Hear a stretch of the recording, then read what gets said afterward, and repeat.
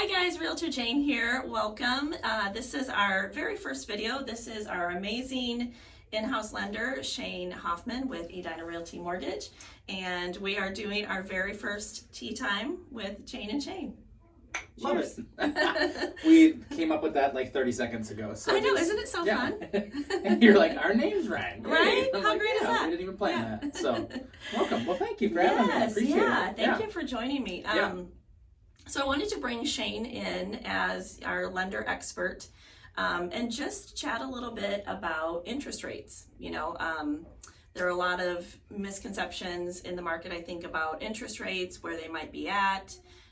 What have you seen trending over the last couple of months, Shane? Yeah, good question. I think interest rate is just something that everybody can talk about, right? Mm-hmm. So that's in the headlines and everything like that. So I think one thing to kind of squash would just be the fact that there isn't just one rate for everybody out there. It's not like, here's the rate, here's what everybody gets, right? Yeah. So it is dependent on your credit. It depends on what you're putting down. It depends on their loan type. You know, there's a lot of different loan types out there, whether you're doing FHA, VA, we can get into that another time. But so it is very much dependent. And now we are seeing a good trend, because if you look at last October, for example, the national rate average was 7.25%. Okay. Mm-hmm. Well, now if you sit today, we're sitting in the low sixes, right? Awesome. So that's a really good improvement, obviously, in a span of a few months.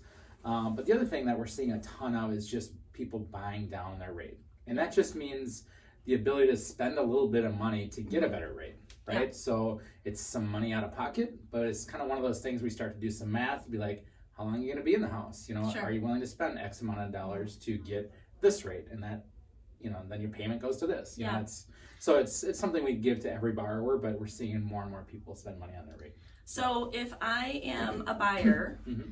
and I want to buy down my interest rate, Yeah. do those funds have to come from me, or could I ask the seller to pay those funds on my behalf? That's an awesome question. I didn't even tear up for that.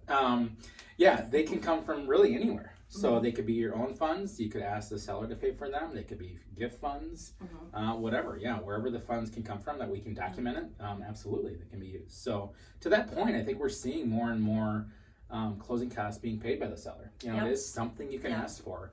And if you think about the last 2 years, everything was so seller heavy, meaning they had all the cards, right?